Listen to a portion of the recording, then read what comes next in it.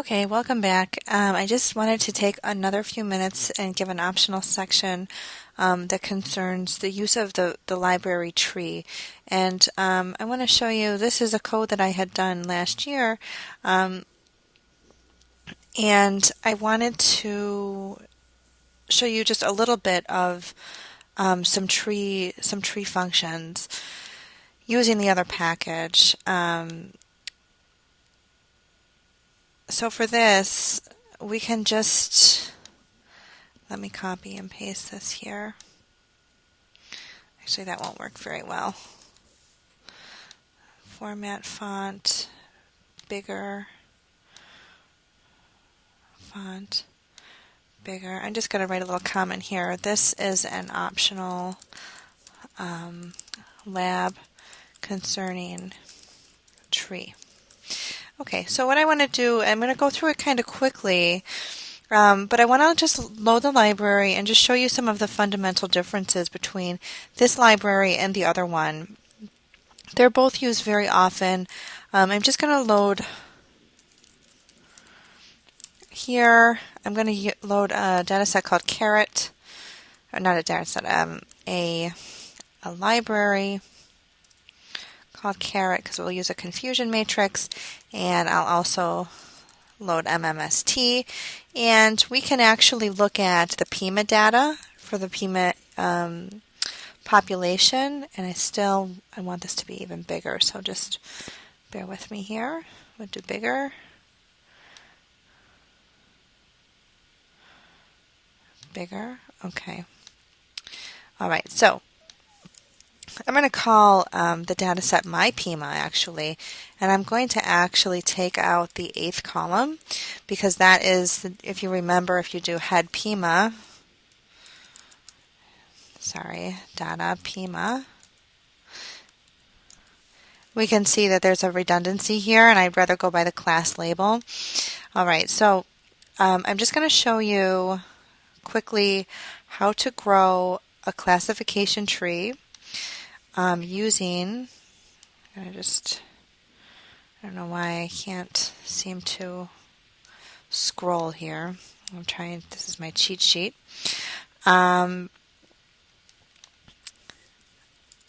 Using the tree function. And so here I'm going to set my seed, and I'm going to do 1, 2, 3, 4, 5. And we should have set the seed in the other one because we do cross validation. But here I'm going to divide into test and training. So I'm going to sample 1 through the numbers of rows in my Pima. And I'm going to take out 2/3 and row my Pima. These are the indices for the test set. And then I will indicate test set as being my Pima. It's going to be all of the test indices, all the columns, and training is going to be my Pima.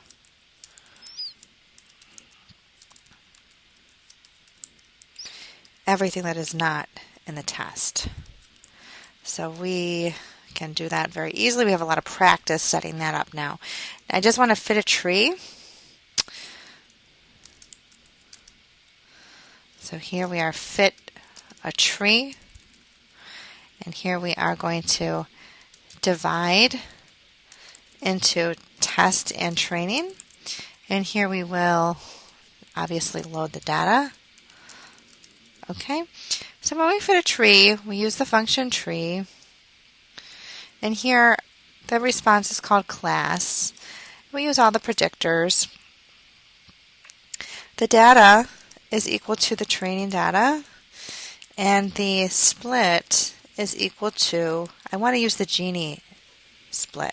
Okay, so we don't have this kind of flexibility with the R part, and I think part of that is because it was kind of built for regression, and so when we do splitting for regression, we always use this residual sum of squares idea. But for classification, so R part can handle classification, but it doesn't do so in a flexible way. This tree provides a lot more flexibility in terms of defining what you want as a cost complexity criterion as that piece there that is that impurity function. And so here I want to just bring up tree, and I'll show you here.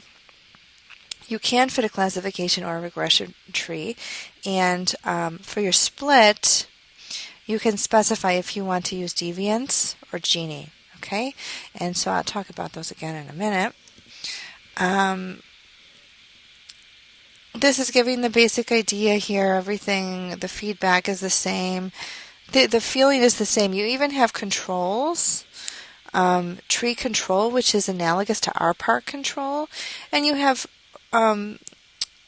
information and pruning that you can also. So if we grow it using Gini, we can trim it back using deviance. It doesn't matter. You have more flexibility here. So I'm going to show you that, and I want to just show you this. I pulled this up from our slides because I forgot to go back to this in class. But here we have this entropy or deviance. This is for the node impurity Q, and remember, this is coming. Let me see where that was. Here it is. Here, this function here. If we remember correctly, this kind of cross-complexity criterion is what we're trying to minimize. And here we had this piece here, which we had to input in this case as an impurity measure. But for classification, this does not make sense, so we have to think a little bit more carefully about what we're going to use. So, the three classical ones are misclassification error and Gini index and cross entropy. But remember, misclassification is it's a 0 or 1 thing. You're either in or you're out. If you think about cross entropy or deviance, you have here the proportion within a class K, and this corresponds to the terminal region. In a particular region, we have this proportion of being in a class, and so this is going to be thinking about the values here, optimal when p hat is either 0 or 1, close to 0 or close to 1. That indicates this idea of purity, right? So if you think about it in terms of proportion, the classes should be either close to 0 or close to 1. So that makes sense. But it gives an indication here how far away it is, if you understand what I mean by that. Whereas this does not. Okay, this is just if it's right or it's wrong. The Gini index also gives the same type of property here. And if you look at this formula here, we can see that it measures the same thing. This is being close to 0 or close to 1, and then we're kind of in this pure class. And so the idea was, we want to, first of all, minimize this criterion, but another thing that we have to keep in mind is we want to have the terminal regions be kind of pure, okay? And so there's that aspect, which is why these two are used more often than this one when it comes to tree growing, because that's what we're hoping for. Now, I want to go back to this. I'm going to split with the Gini index, and I'll look at the summary for this. Oops. And I forgot to run this piece, so we will do that. Uh-oh. My Pima. I forgot to run all of this. I do apologize. All right, let's start at the very beginning. Let us start here. Oh, silly mistake. My Pima is equal to Pima minus 8. Okay, now let's try it one piece at a time. It's getting late in the afternoon, so I'm not being careful with my typing. If I fit the tree and I can summarize the tree, I get a little bit more, a better summarization here. It tells you what the call was. It tells you the error rates. And, we can also use prediction. So I'm going to say pred.test. This is predict. So you can do a help predict dot tree. And it tells you how to predict, this data. And so we can predict with the fit. We can use the new data as the test data and the type is class, and we can even do a confusion matrix, which is in the caret file that we've used this function before, and the predictions go in the first slot, and then the true labels go in the second slot. And so we can kind of see, how things are being predicted. Okay, and so this gives all my information, but up top I can actually find my confusion matrix. Okay, so in this case, reminder that it will order. It tells you what the reference class is down here. The positive class, if you will, is being diabetic. Now this is incidental. R doesn't have an idea that knows that diabetic is the event. That's obviously the event. It just so happens that D comes before N in the alphabet, and that's exactly how this is assigned. So be careful if you have an event that's listed second. You have to kind of invert your thinking a little bit. So be aware of that. But here we have, a good idea of how accurate this is. This is just the misclassification, 1 minus the misclassification rate, which is based on this table. Now, I want to show you one more function in here called CV tree. This is a cross-validation of a tree, and the function that we can call within here is called prune tree. And if I hit prune tree, I can do both of these. There's two options here. And it's the same game. It's cost complexity pruning. It's a different function, okay, than what was used for our parts. But we have a little bit of pull on what we can do, okay? We can change, in this case, the method if we want to. Or we can base it on misclassification, okay? So we just have to tell it if we want to use tree or misclass. So what I'm going to do is I'm going to show you using CV fit. This is CV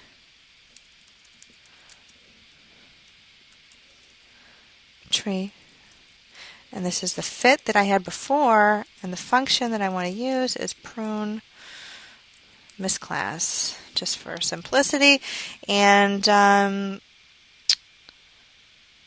let's see here. Is there anything else that I want to necessarily say here? Now, these are pretty much equivalent. Right? We could use prune tree. Let's just use prune tree and use deviance to trim it back. Okay. I don't know what advantage there is to really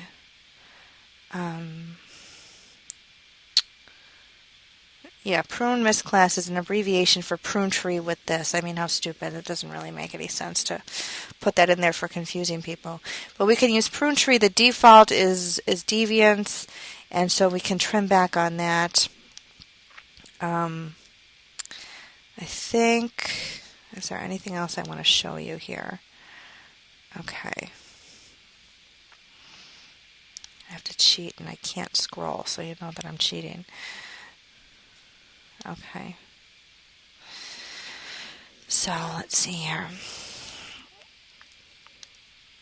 We can run this. Okay, and now we can look at summary, CV fit.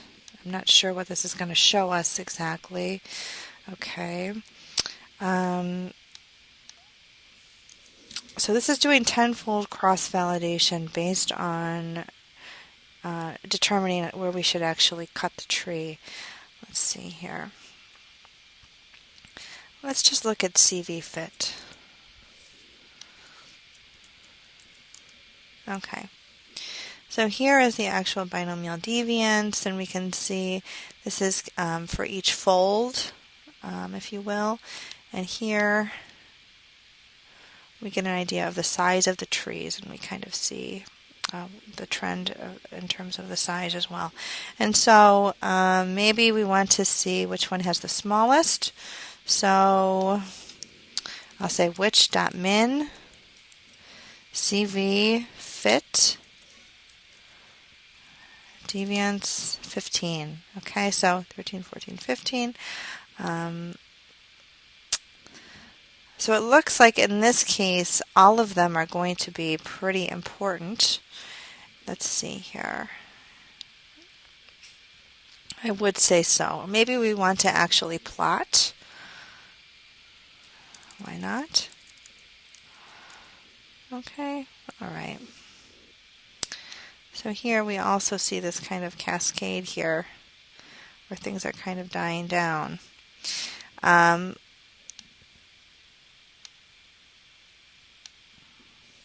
Let's take a look.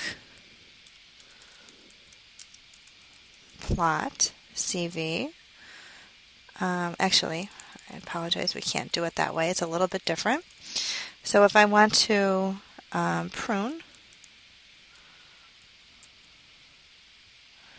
actually, prune dot tree. I'm going to use the function, let me see. We're going to use prune dot tree. I better do it like this. Prune tree.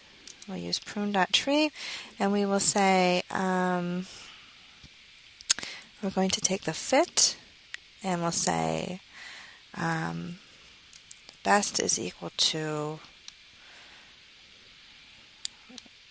This goes down considerably, but let's say it's not the.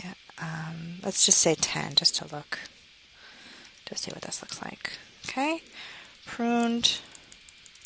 If you go back to prune tree, okay, kind of see the best is that where you actually request the size, and so that is also given by the index there. And now I'm thinking, let's just play a game since we're kind of here. Let's just see what happens if we're to use misclassification as the pruning mechanism. So here we will use Genie.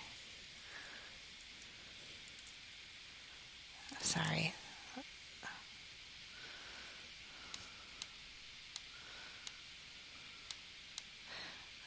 All right. Okay. So here we will use, instead of prune.tree, we could use prune misclass, as we know. And then let's see if the results look any different. Okay, so here we have something which we might be able to actually cut on. So if I look at this, I can see that this is going down, down, down, and then it starts to go up. So I would actually choose my size of the tree to be 1, 2, 3, would be 6. Okay? And so if I go here, if I do help prune misclass, we want to make sure that we input the right number here. Best, and it does take the size, so we will say 6. Okay? Not 4, but 6. And now we have a prune tree, and we can plot the prune tree.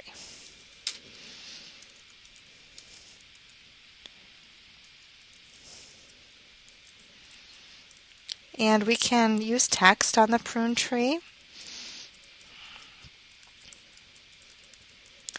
and tell it some things, but not all the same things we can tell our part. Oops.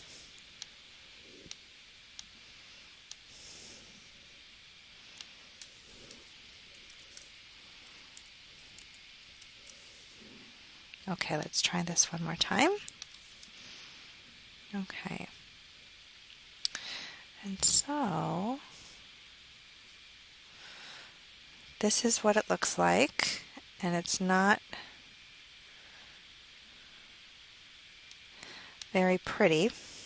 Okay, As you can see, it's not even plotting it in a cohesive way. This is why I chose to show you the other situation. Let me see if I take pretty away. It looks about the same. Pretty didn't really help.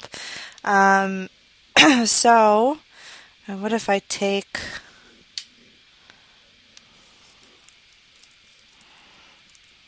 Okay, here we can actually understand the actual structure of the tree. If we can't, say, visualize it as well as we can with our part, that's kind of unfortunate, but that's the way it is. And maybe just to see if it's any better with the full tree, we can look at plotting the original fit, although I'm pretty sure that's going to be worse.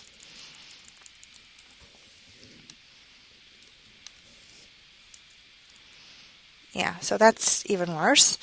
There's not a lot of flexibility. I haven't figured out how to write, for example, the numbers in each of these. Here we also see, I'd like to have an idea for purity, but we see some things that we don't necessarily expect, but we can see where we have normal on both sides of the ridge. But this is a kind of an overfit tree, so I'm not necessarily surprised. But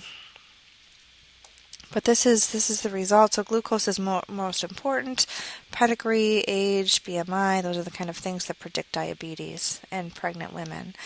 So this is all I wanted to tell you about this particular package, which I'm less enthusiastic about, but I wanted to share it with you primarily because I want you to be able to think about using different splits if you have to. If you come into a situation, you have a little bit more control over the data. Fitting aspects that you don't have that same control when doing classification trees using R part. So that's kind of the take-home message, and that was the point of this exercise.